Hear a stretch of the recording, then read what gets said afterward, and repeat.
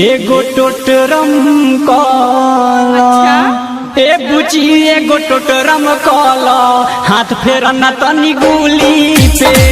ए बुची एगो टोटरम कला हाथ फेरना तनी गुली पे। कहेलु बाबा अब होई का होई मानिला बात तारा होई का होई। कहेलु बाबा अब होई का होई मानिला बात तारा होई का होई। लेके तुम लगड़ी कुल्ही पे। ए बुची एगो टोटरम कला ए बुची एगो टोटरम कला हाथ फेरना तनी गुली पे। ए बुची एगो टोटरम कला हाथ फेरना तनी गुली पे।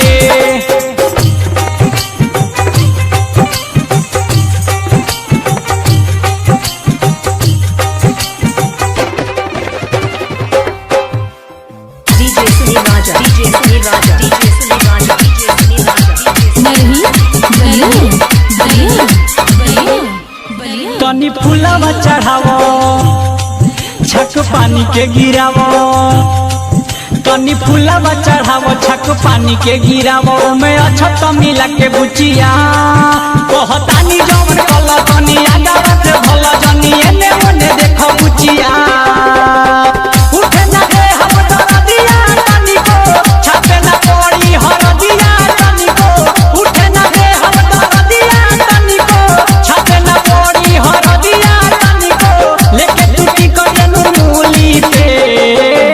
ए बुची एगो टोटरम कला ए बुची एगो टोटरम कला हाथ फेरना तनी गुली पे। ए बुची एगो टोटरम कला हाथ फेरना तनी गुली पे।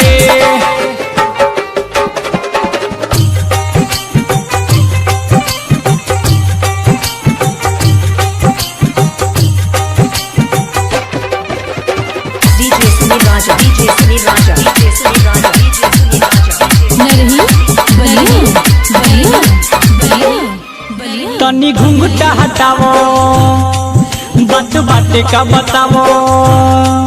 तनी घुंघटा हटावो बात बाटे का बतावो। दूर होई परेशानी बुचिया आवो देह पर टाइट हम नापी तोहार हाइट। चलो सुध कोई जाओ कुटिया।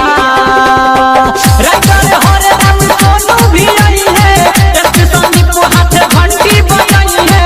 राइटर हरे राम विकास भी आई है एसपी संदीप हाथ घंटी बजाई है। आज ये बोरहम बाबा खुली के। ए बुची एगो टोटरम कला ए बुची एगो टोटरम कला हाथ फेरना तनी गुली पे। ए बुची एगो टोटरम कला हाथ फेरना तनी गुली पे। अरे ये बात तनी जल्दी करबो ध्यान में देखे के टाइम हो गइल बा।